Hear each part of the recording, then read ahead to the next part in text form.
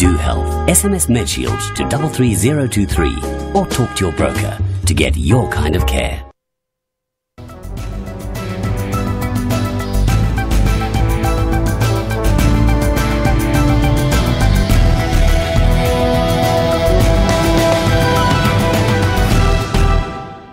Testicular cancer is the most common cancer in men between 15 and 39. But if picked up early enough, there's a 95% chance of survival. The Cancer Association of South Africa knew that if they could find a way to get a conversation started, they'd be able to increase the chances of early detection. Problem is, South African guys really don't like talking about personal stuff. We needed spokesmen, characters with balls. Introducing Testimonials. How's it? I'm Daryl's right testicle. Look, I didn't always used to hang out on my own. My whole life, Lefty was with me. We were two, side by side. Me on the left and him on the right. The real deal, Joe. Double trouble. Up to no good, having fun. But guess what, guys? I'm a survivor. Some of the hairiest, wrinkliest ambassadors around, sharing their own stories of cancer survival, the benefits of early detection, and challenging guys to #have the balls to talk about this issue. Well, let's talk about it. Prostate cancer is the most commonly diagnosed solid organ cancer in South African men. However, it's not the only cancer that can affect men.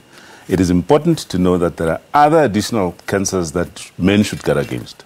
Now, the 5 most common cancers among South African men are prostate, colorectal, lung, Kaposi sarcoma, which is a form of a skin cancer, testicular cancer, as you saw in the clips earlier, and bladder cancer. Now, the best defense against cancer is awareness, prevention, and early detection.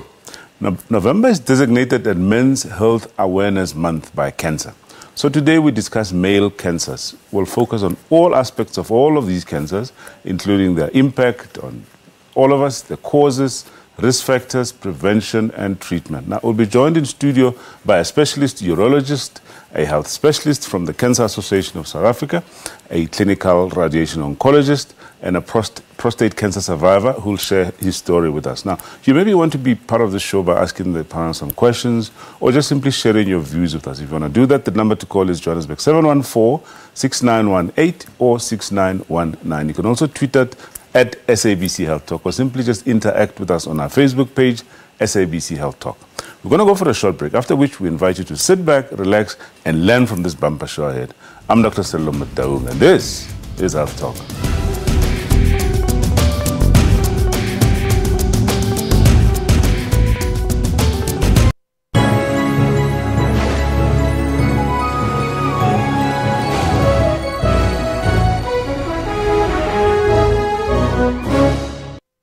MedShield Medical Scheme, we don't just talk health, we do health.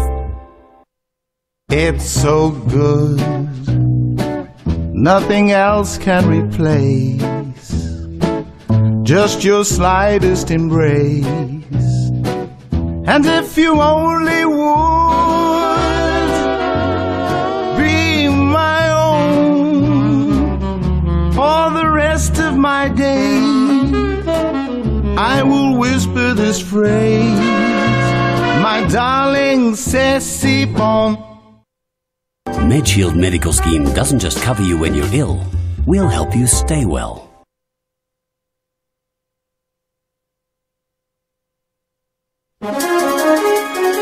Today on Rights and Recourse, we will unpack the new traditional court mode. The idea of the bill is not to over-regulate. To basically set the principles. The most important aspect of this bill is that it understands that customary law by its nature is consensual, that I have a right to affiliate, I have a right therefore to opt in, and I have a right to opt out.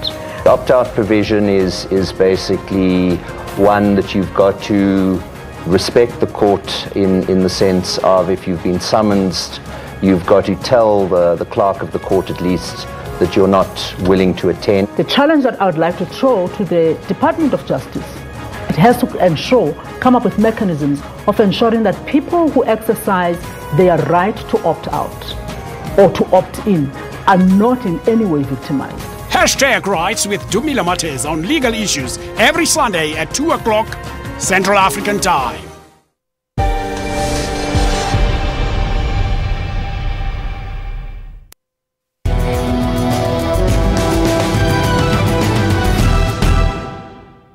Ephraim Sibisi esimaziyo uXhalovana umfana osemncane. To win a marathon, one has to dig deep.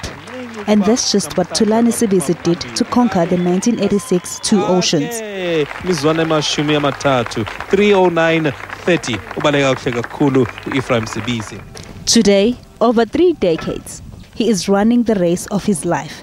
And this one is for his survival, as he was recently diagnosed with prostate cancer. As a professional athlete, living a healthy lifestyle, the news came as a shock to him. Not drinking, not smoking, exercising, and not just exercising, active. It was like, the door is shut in front of you and you can't get in, and you don't know, It's not easy for me to explain how to go through that process. It was very, very, very difficult when the results were confirmed that I had prostate cancer. Mm-hmm. Because, you hear people speaking about it, but, when it's right in you now, it's something else. Everything just changed. Thulani Sibisi is not alone in this fight against a disease, the second most common cancer. The faces of the battle against prostate cancer are global icons Desmond Tutu and Nelson Mandela. There's a great deal of solidarity and support from the community, and that we're not alone, and that we too, in a way, generate hope for the community, that you don't give up. You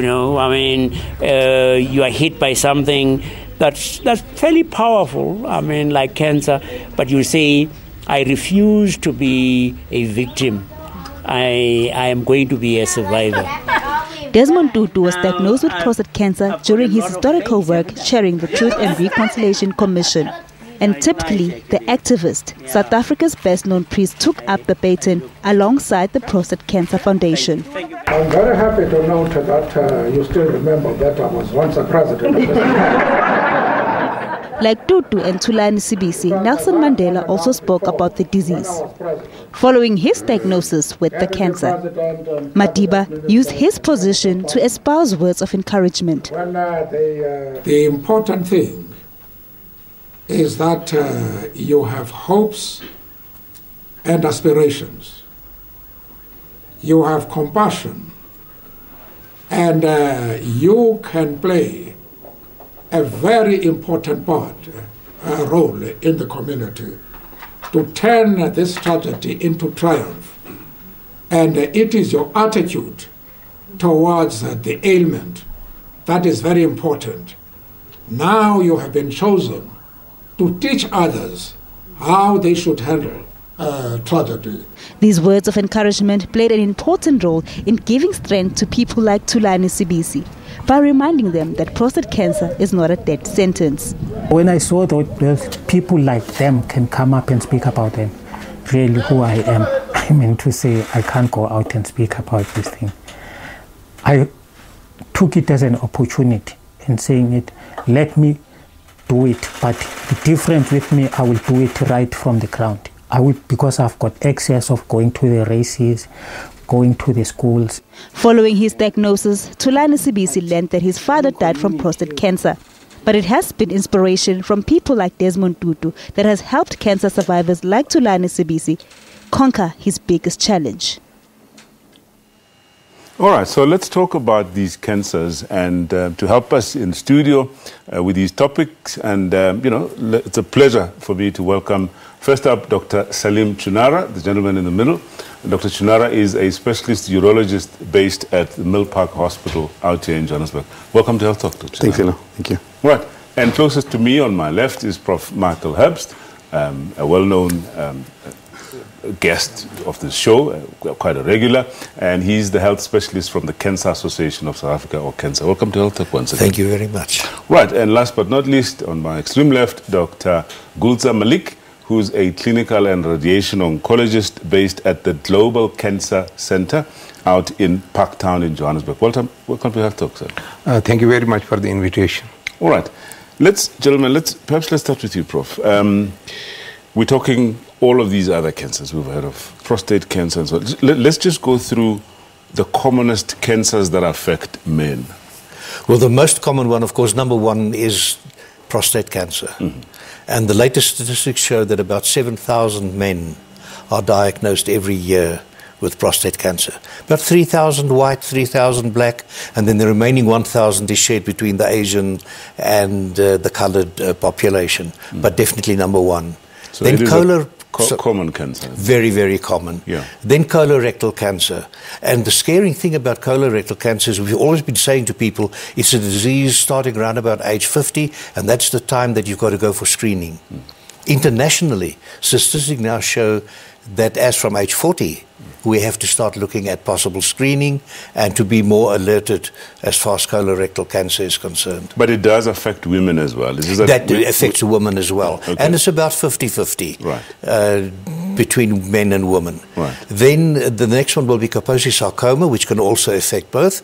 And that is manifested in skin lesions. It's a form of skin cancer, one can call it. And that is related more to people who have a compromised immune system. Right. Dr. Chinara, I mean, you obviously deal with these quite a lot, quite commonly in your area. What are the other, common cancers? Do we see lots of bladder, all of these other cancers in the male organs? Yes, I agree with what Prof said about the incidence, definitely. In clinical practice, yes, prostate cancer is definitely more common. I think we do see testicular cancer, but not as common, I would say. Certainly, I would put prostate cancer as number one, and then obviously bladder cancers. We're probably going to get to the causes, etc. But obviously, with the risk of smoking, hence, you find bladder cancers are also on the rise as well. Right. Dr. Malik, obviously, you see patients at the latter end of the treatment spectrum, if you can call it that. What's your experience? What do you see out there? What other cancers do you see affecting men mostly? Look, prostate is number one, as it has been discussed, prostate, and then colorectal cancer is the one. Lung cancer, we can see it as well. And Kaposi sarcoma in our society, it is also very common as well nowadays because of HIV infections, although it can happen in non-HIV cases as well, and like in renal transplant patients and some old Jewish people of Mediterranean origin. It can happen, and also even African young men as well. I have only seen few cases of non-HIV Kaposi sarcomas, then lymphomas as well. These are the common ones. Right. So let's talk about, the clinical features of all of these now. Perhaps let's stay with you, Dr. Chinara. Now, if we focus a bit on prostate now, oftentimes you hear people talk about being unable to pass urine, and you hear there's something called BPH. Please take us through what is the difference? Yeah, I think something our topic is focused on cancer. If the question was, are there symptoms for prostate cancer, the answer is probably no. Right. Not specific to cancer, but you're right. Those symptoms you describe now, where as a male ages and the prostate gets bigger, the so-called BPH, benign prostatic hypertrophy, is going to impact on the outflow of the urinary tract. And the symptoms that's going to come as a result of that are things like difficulty urinating, straining, frequency, urgency, etc. So those symptom complex will probably cause them to present to the doctor, the GP, urologist, whoever may be there. Right. And hence, from there onwards, they'll do certain tests, and perhaps they may find cancer as part of the diagnosis. Right. But it's not to say that those symptoms are related to cancer. They're related to BPH. So I think it's important for us to just clear the air. There's differences between BPH and cancer and prostate cancer. That we're saying BPH is not cancer. Absolutely. I often say to my patients, sometimes you see an elderly guy, 75, 80, huge prostate, and he's more concerned about, do I have cancer? But he can't pee properly. He's probably waking up the whole night. That's not troubling him all that much. Just, do I have cancer? So you always got to put in perspective for them that having a big prostate doesn't just mean it's cancer. Because you can have varying sizes of prostate, and they all can be benign. Right. It's just that in that process of checking that individual, we will do a rectal exam, we will do a PSA test, etc. And if there's abnormalities there may or may not be a diagnosis of prostate cancer. But I think, yes, to clear it up, if you have a large prostate, you have difficulty urinating, or any prostate symptoms, it doesn't mean cancer. Right. It doesn't mean that. All right. Then let's stay with cancer then, of the prostate. the clinical symptoms, what would they see? Sometimes not. You're saying that there might not be symptoms, but what is it that will take people to the doctor's office?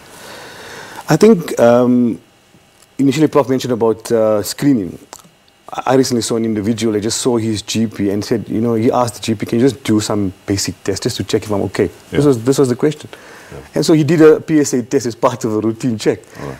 And PSA so came back saying, is 8. In most instances, there aren't any symptoms. No. But I suppose the other question I was trying to ask is, are there any clinical signs and symptoms associated with advanced prostate cancer? Of course, certainly, that's absolute. Advanced prostate cancer, yes. Bone pain is one significant one, especially if it has already metastasized to the bone, which it has a predilection for. Right. So severe long bone pain, back pain, pain in the thigh area, femurs, definitely can be the case. And then obviously because of a big prostate, they'll have symptoms as well. Certain other aspects, obviously lung involvement, recurrent infections, chest pains, abdominal pain, especially with invasion, local invasion into the capsule or beyond the capsule, lymph nodes, nerves, etc. So pain can become a complex later on, but it's not necessarily a feature very early in the disease.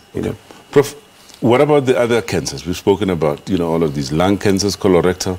Any typical signs and symptoms, can we say? I always say to people, because very many of these symptoms are the same symptoms you are to find in other diseases as well, not necessarily cancer. Right. So I say to people, know your body from the top of your head to the soles of your feet. If something is different today or last week than last week or last month or last year, have it seen to. Because that is what we really should. That's part of screening, is self-screening. And that is more important than always trying to find something on the other side of the mountain and immediately shout cancer. Right. Look after one's health and the rest will take care of itself. Okay. Before we break, very quickly, obviously you see people at the latter end of the spectrum. What's the prognosis? Are these cancers treatable? Yeah, in general, at the moment, about 60% cancers are curable. Yeah. In general, but it is thanks to all, surgery, radiotherapy, and chemotherapy. Right. So cancer is not death sentence. So we have to be. That's a good note to end this discussion on. We're going to go for a quick break. When we come back, we now talk about the impact, causes, and risk factors of these cancers. Please stay with us.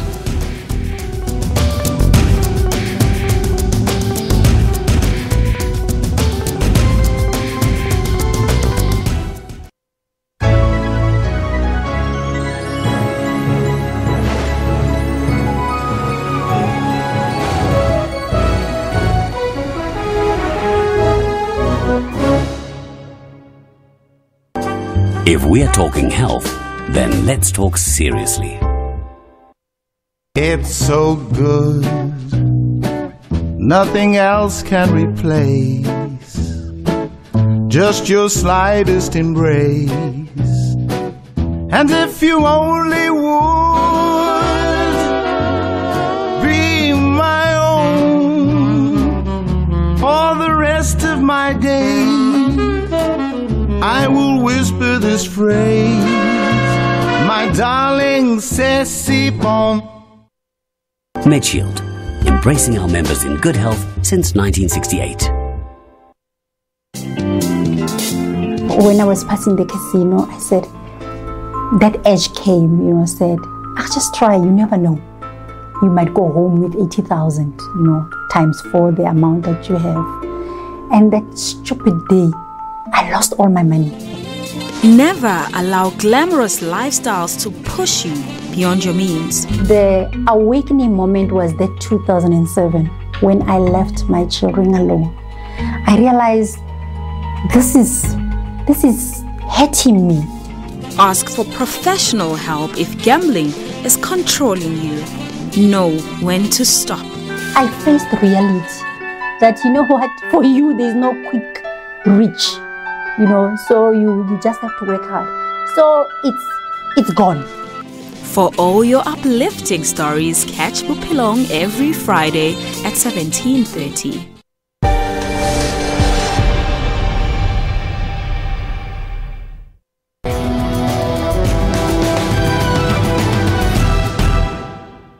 The lifetime risk for prostate cancer in men in South Africa is 1 in 18 according to the 2013 National Cancer Registry. Meet Johan Foster. He is a retired bank director. He recently found out he has prostate cancer right after undergoing a heart operation. What happened is I went for a 6-monthly checkup with a cardiologist because I had a heart operation last year. And with the blood tests in May this year, he found that the test as far as the prostate is concerned is showing that they should have a look at my prostate. So he referred me to a Dr. Naidu in Medic Clinic in Midrand, and then they did a biopsy. And the results from the biopsy was that I've got prostate cancer. Finding out that you have cancer or that the cancer has come back causes the most anxiety and fear. Fear of treatment and doctor's visits. Mentally, it was a big shock. I did not experience the same type of anxiety and things when I heard that I had to get a heart valve replacement. So when I heard about just the word cancer, to me was like, I don't think that will happen to me. Especially when I had the heart, I went through it and I experienced. It wasn't a nice experience, but at least I felt that, they're doing something. I had the valve replacement, but with the cancer, it was something like, almost like a death sentence. The PCA test is a blood test used primarily to screen for prostate cancer. A PCA test does not diagnose cancer, but it can be used along with other tests to determine if the cancer is present. I never went for PSA tests or anything because when I checked previously, when I had the heart valve replacements and septicemia, when they did the prostate, they had a look at the prostate, they said it was fine. So it was only when they did this, the beginning of this year, the test, that we found that there could be something wrong. Radiotherapy treatment to the prostate gland is also known as radical therapy. The aim is to destroy the cells while doing as little harm as possible to nearby tissues. After 6 weeks that I had the brachy process, they started with radiotherapy, which is located on the premises, and it was 24 sessions. And I've already finished 19. So I've got 5 more to go. So by the end of this week, I should be finished. Johan advises for men to go out and get tested for prostate cancer, as it is something that you can find on your own. I have actually advocated to all my friends and everybody that they should go at least twice a year to go and have a prostate checkup, because it's not something that it won't happen to you. It does happen, and it happens so quickly that within 6 months from the previous checkup, 6 months later, there was a sign that I had prostate cancer. All right, so we're going to learn more about, answer questions like, who's at risk of developing these cancers like prostate? And perhaps, how does it impact someone? We've just heard just how difficult it is to receive the news that you've just been diagnosed with cancer of the prostate, or any other cancer for that matter. Well, with me in studio, I still have Prof. Herbst, a health specialist from cancer, and Dr. Salim Chunara, specialist urologist based at Bill Park Hospital. And we're now joined by Tsietsi Chauke, who's a prostate cancer survivor, here to tell us about his story. Welcome to Health Talk, Tsietsi. Thank you, sir. Perhaps let's start with you. Just tell us your story. You said to be a survivor of prostate cancer. Yeah, first I was diagnosed in 2012 when I visited GP. Referred me to Pretoria. When I've done some tests, and then I was told that I've got cancer. Yeah. And was there anything troubling you? Was it any reason that took you to the doctor? I had some swollen gland on my neck. Okay. And then I lost weight and then fatigue all the time. Yeah. So I felt tired all the time. So that's why I've decided to, okay, let me go and make some checkups. And how old were you then? I was 32 by then. 32, okay. Yes. Right. And then what happened? You were told you had cancer? Yes, when I was told, I thought it was the end of the world. I thought my life is not gonna be normal again. But I went through the process of taking chemotherapy, and then I think I've took it for 7 months to 8 months, and then later I went for radiation, and then the following year it was 2013, and then I was told that I'm cancer-free. Oh, that's a wonderful, wonderful outcome. Well, I suppose perhaps let's start with you, Dr. Achinara. In terms of risk factors, I mean, 32, we hear that, people that get cancer of the prostate are normally a little older than that. Indeed. So what are we saying here? You're right. What we understand to be, or in whom the cancer is likely to occur, certainly older men. But this is the point in question, that we're starting to see cancers in younger people. Right. There's no question about it. Right. And I think it's across the spectrum. I can talk for what I see, but generally I think it's a feature across the spectrum.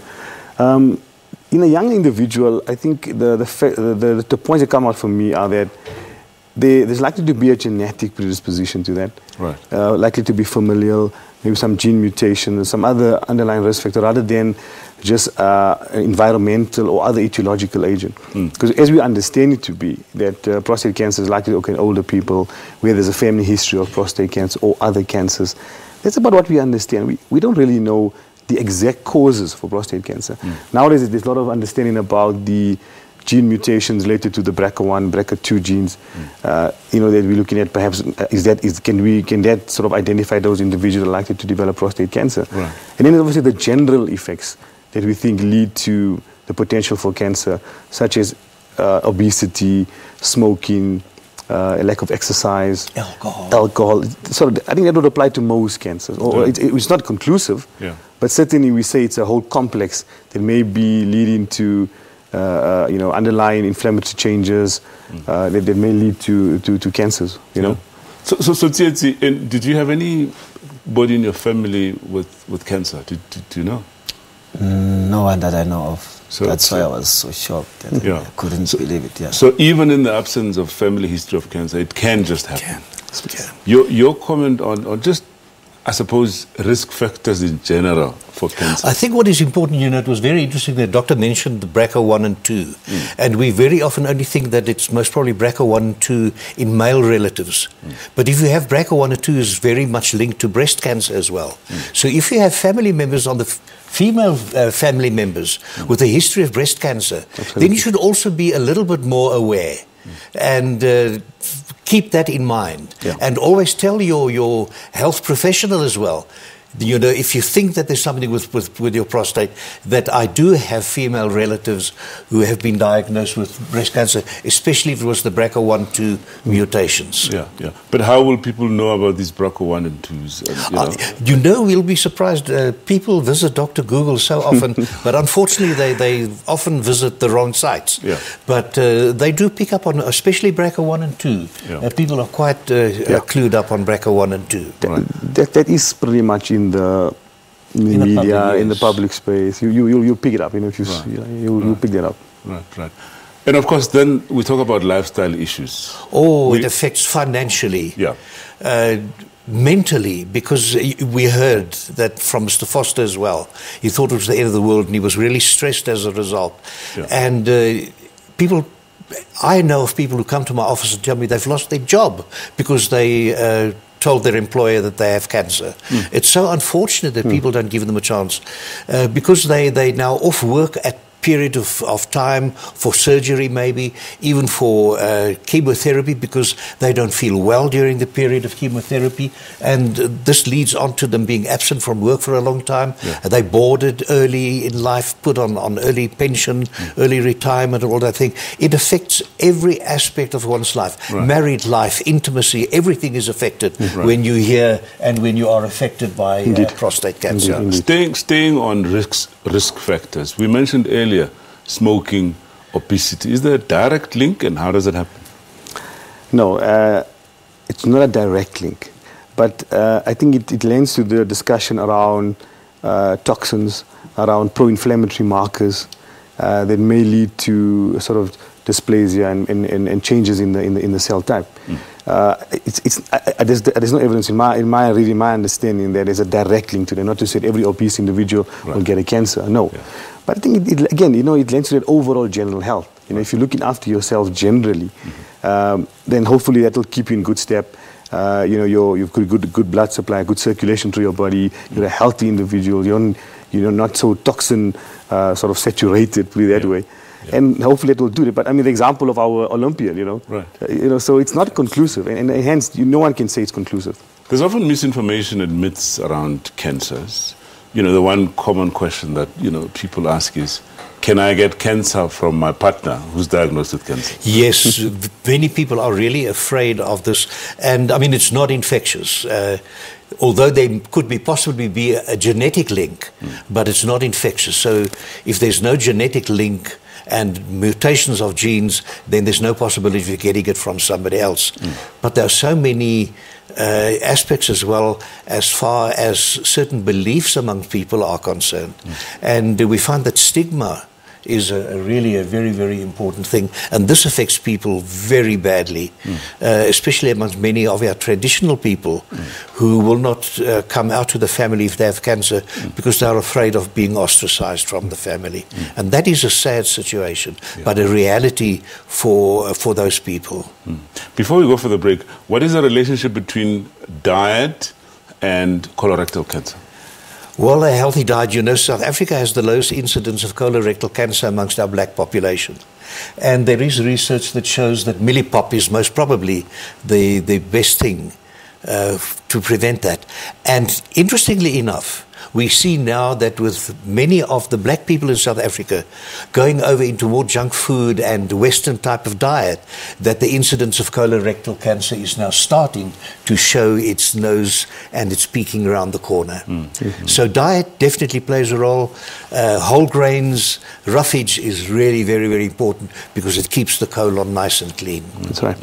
Yeah, I think that's one cancer where definitely there's I'm not a specialist on that area, but just my understanding of it. Certainly there's a link there.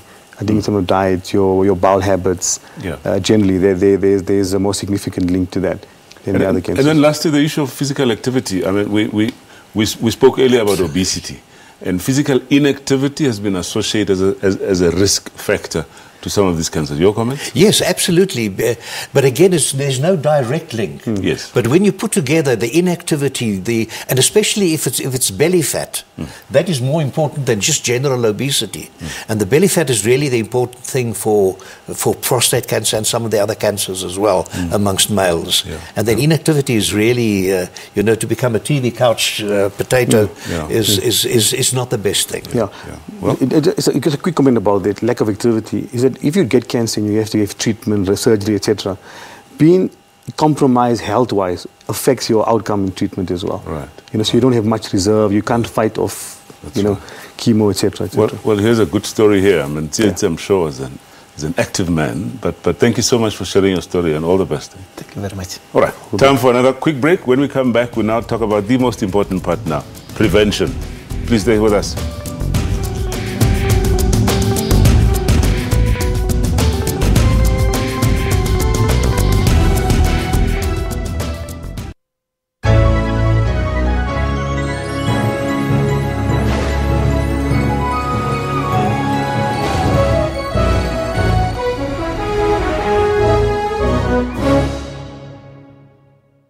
Medfield Medical Scheme, we don't just talk health, we do health. It's so good, nothing else can replace just your slightest embrace. And if you only would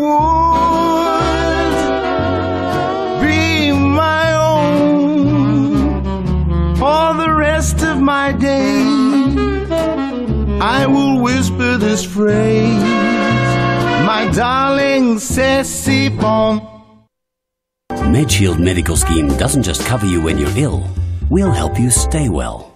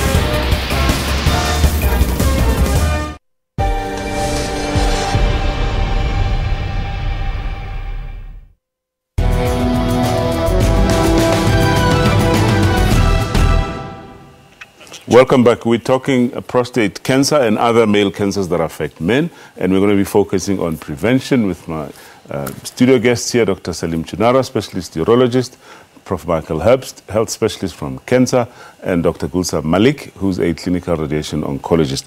Now, I believe we have Anonymous on the line. Anonymous, welcome. Good afternoon. Yes, sir. Doctor, I've got a question.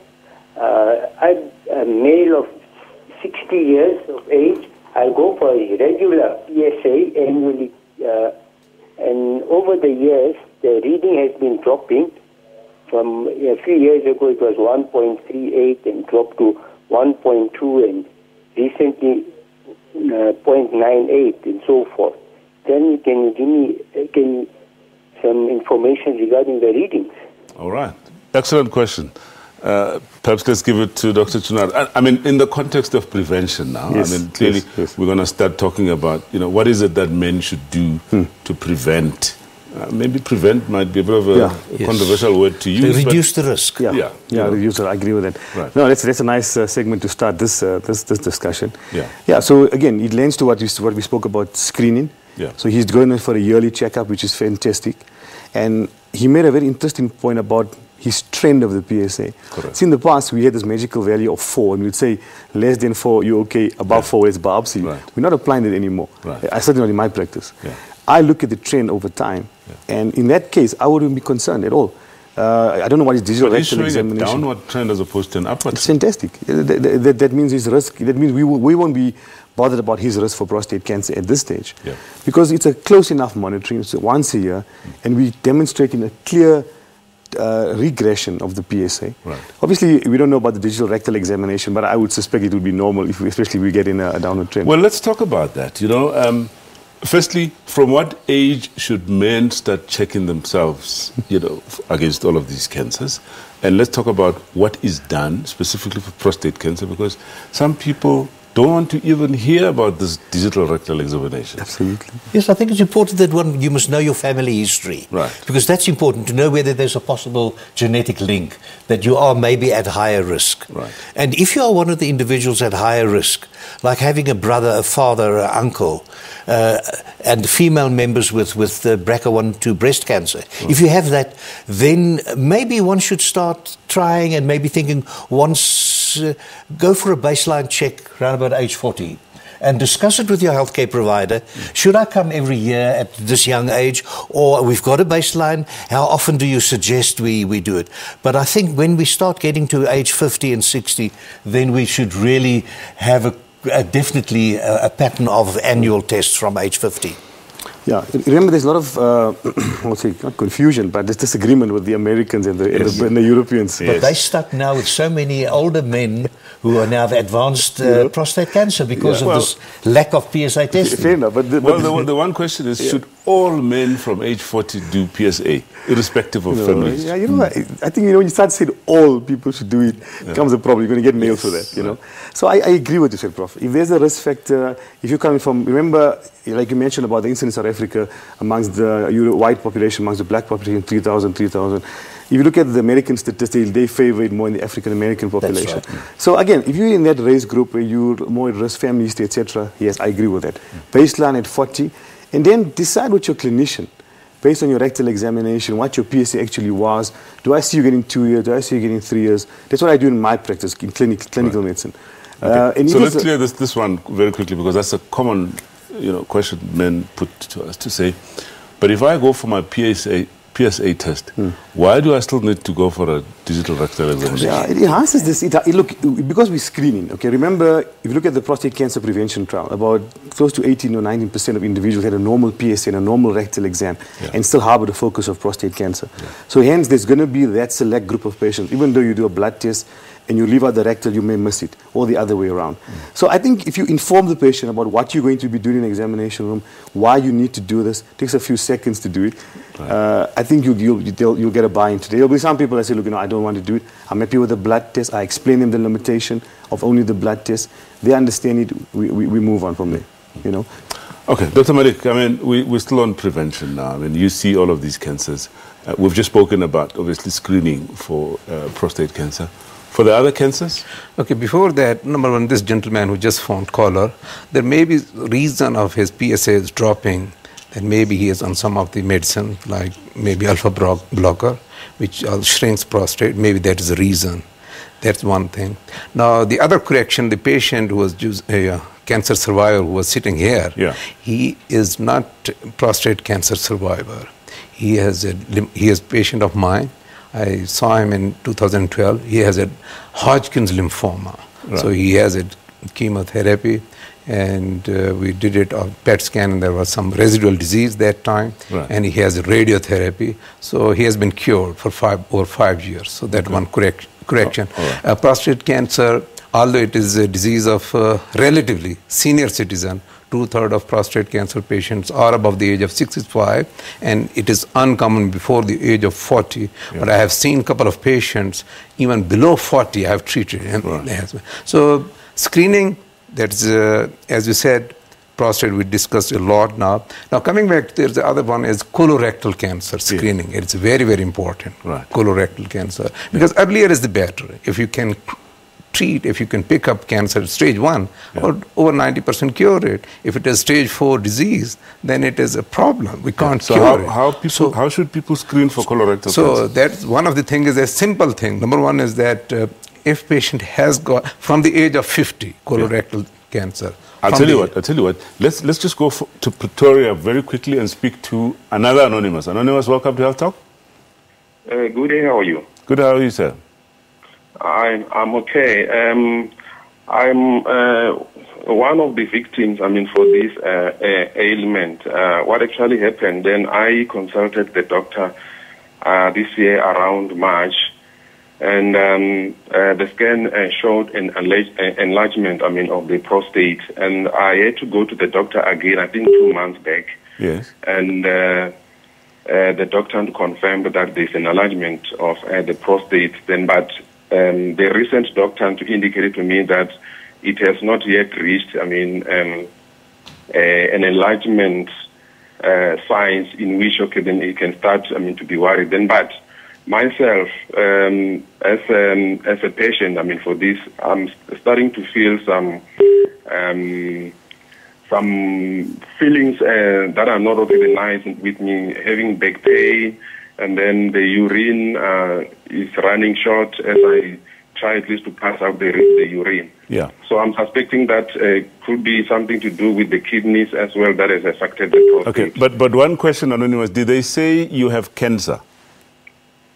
No, they did not say. I've run the test of cancer. I think that was in March this year. No, Yes. there was no signs of cancer. All right. But the prostate itself has enlarged. Okay, all right. And now, thank as you. I'm speaking to you, the passing of the urine is a little bit of a problem now. All right, okay. Thank you very much, Anonymous. Let's give that to Dr. Chidara, yeah? Okay, he sounds very young. I didn't get his age there.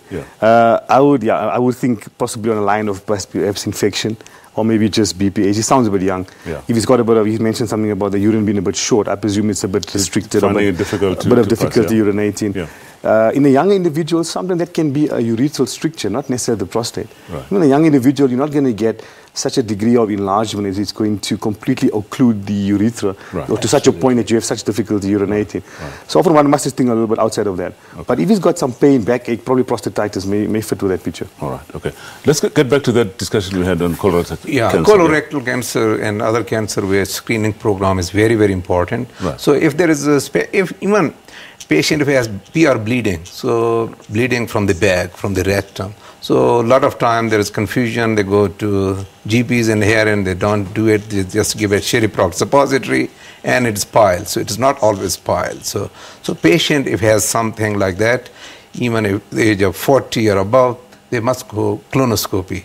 Colonoscopy, that is important. The other thing is even virtual colonoscopy is the one which can be done with CT scan as well.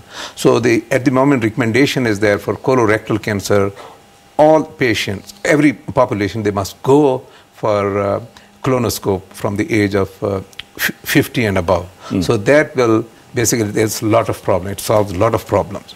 Some people will say it's a costly type of screening.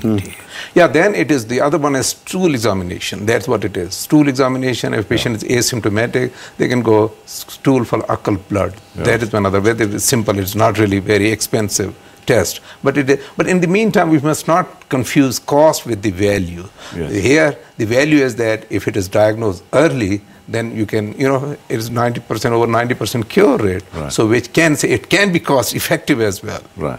So very, very interesting discussion there. All right. Perhaps at this stage, we're going to go for a quick break. We're talking here about cure rate. We're going to be talking about treatment when we come back. Please stay with us.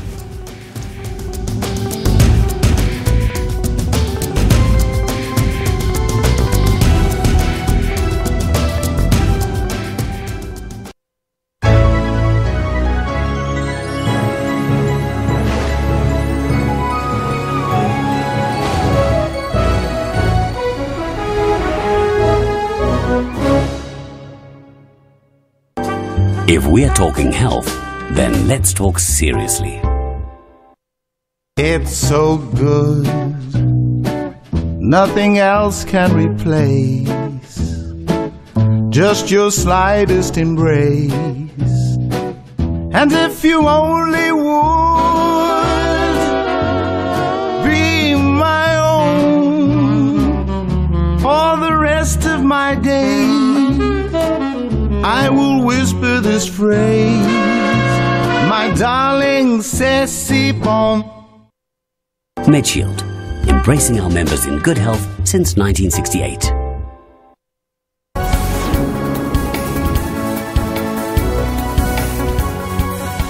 It is 5 p.m. Central African Time, broadcasting live from Johannesburg. This is PM News. Mugabe is wanted in South Africa on a charge of assault with intent to do grievous bodily harm. Mugabe allegedly assaulted local model Gabriela Engels with an extension cord. If the minister has granted the First Lady diplomatic immunity, then it then means that she will not be prosecuted. There will now be 16 countries that form part of SADC. The Comoros was added as a member state during this summit. New Zealand rugby great Sir Colin Meads has passed away at the age of 81 following the battle with the pancreatic cancer.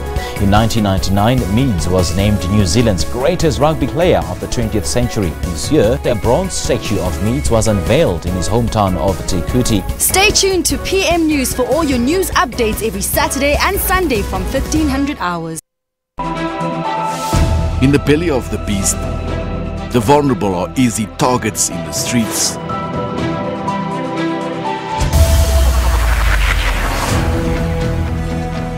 Marauding gangs terrorize communities mercilessly.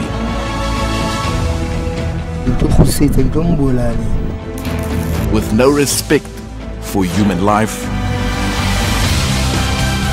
Animals are also not spared. The money business knows no boundaries. There is no respect for life. Helpless communities silenced by their pain. Can their last defense be in time to the rescue? Special assignment Saturday at 5:30 p.m. when we unravel the truth.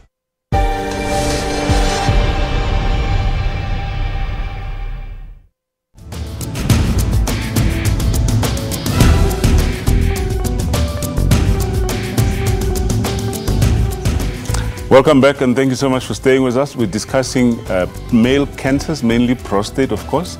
And with me in the studio, Dr. Salim Chinara, specialist urologist, Prof. Michael Herbst, health specialist from cancer, and Dr. Gulza Malik, who's a clinical radiation oncologist. So, gentlemen, we're going to be talking treatment, but firstly, I believe we have another Anonymous on the line from Cape Town. Anonymous, welcome. Yeah, welcome. Thank you. Just want to ask a question. I'm 40.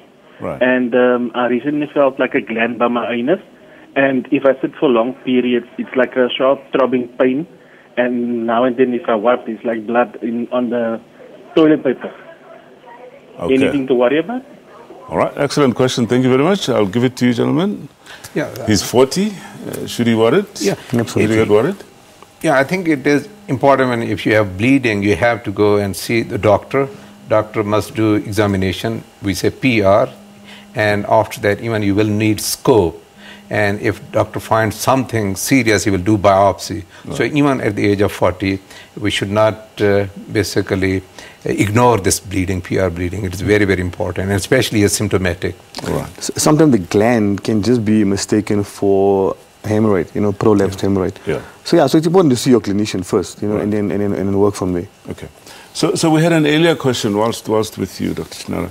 Somebody asking the question to say, so if your bladder capacity declines over time and judged by the amount of urine you're able to pass over a period of time, should you get worried? I wouldn't say you need to get worried, but that phenomenon you're describing would be something that we would expect with aging. For two reasons. As you get older, bladder capacity sort of is reduced. So your ability to hold urine is also somewhat reduced. And as in a male specifically now, as the prostate enlarges, it sort of narrows the outflow. And so what you perceive as a slower or a poorer flow is also as a result of that large prostate. Right. And a larger residual flow, so more urine sort of stays behind in the bladder. Again, those are what we alluded early on. When you start having urinary symptoms, it's going to prompt you to go to your clinician. Right. That may just be BPH or it may be something else. All right. Okay. So, gentlemen, we're talking treatment earlier. We're saying cancer is treatable. Just briefly, let's look at the treatment principles around cancer. Obviously, we know that. I mean, the early detection is important. The chances of success in treatment? Anyone? Yeah, as I said, in general, I'm talking about all cancer, not only that. About 60 to 66% cancer are curable. Right. Obviously, it depends on the type and stage of the cancer. And some cancers, like prostate cancers, if it is localized prostate cancer, 80 to 100% cure rate, it's no problem. But some of the cancer, like lung cancer, they usually diagnose very at late stage. So the cure rate is very poor, that. And that is, so it depends on type and stage of the cancer. But what I wanted to say is that cancer is curable. Yeah, I think when it comes to treatment strategy for cancers, it's very important. Diagnosis is obviously very, very important. So that's the first thing. And then the other thing is, which patients sometimes don't understand, that you need to stage this cancer. So after diagnosis of cancer, it's not just treatment, there's a whole lot of other tests that has to be done to decide now, is this localized cancer or has it spread? And that is a very important demarcating or differentiating point to decide whether we're going to go for a curative intent in this individual or whether this is simply palliative or there's nothing much one can do about it. And then, one goes through a whole phase from medical therapy, surgery, radiation, chemo. I mean, I think we're fortunate in the 21st century, the amount of treatment modalities that are available nowadays. Right. It's phenomenal. Yeah. And none more so than with prostate cancer. It's a revolution in how we manage prostate cancer. Still on that, I mean, clearly treatment is a multidisciplinary, there's no one specialist that treats. It's often a team, as it were. Yes, absolutely. And we're told that, in certain parts of our country, we don't have enough oncologists. I mean, what is the status there? Yeah, it is, especially it is a problem with the public sector. And as you know that in Durban, so there was a few months back, all the oncologists left for the private sector. So definitely there is a problem. But how does that impact treatment of cancers then? So basically, if there is no doctor, the doctor is your captain, If there's no captain, you can't do anything. So basically what it is, so we do need staff oncologists so they can able to see the patient, they can able to treat the patient. And that's one important thing. Then the other, you need equipment, resources. Even if you have equipment and there are no oncologists, that's a major problem as well. So yeah. So the one question really relates to, this question always comes up to say, why should treatment of cancer be so expensive? I think one reason why it takes a lot of money to develop any new medication. Think of immunotherapy, that is the latest buzzword as far as cancer treatment is concerned. It is so expensive. Billions of dollars go into the development of one of the new immunotherapies. But it's often a question of life and death, But somehow the person who spent the money must get his money back so that he can again spend it on a next generation of treatment. And I don't say it's right or what, but it's understandable that somebody must get money back so that they can spend it again. Yeah. I think I agree to some extent. You're right. There's a lot of research that goes behind the scenes work that happens. But also, if you look at, I know where you're coming from. Yes, I think we also overstretching it a little bit. You know, maybe the middle path is maybe the better path.